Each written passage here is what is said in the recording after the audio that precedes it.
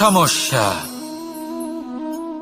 প্রত্যেকের জীবনেই সমস্যা আসা যাওয়া করে, আর প্রত্যেক মানুষ সমস্যা আসার পর তার সমাধান খুঁজতে উঠে পড়ে লাগেন।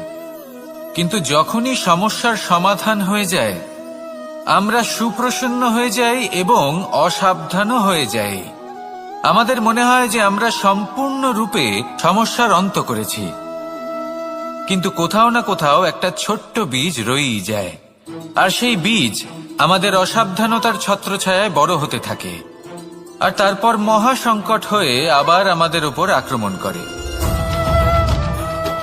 এই সংকট যে কোনো রূপে আসতে পারে, কোনো শত্রুর রূপেও আসতে পারে, বা কোনো মহামারীর রূপেও আসতে পারে।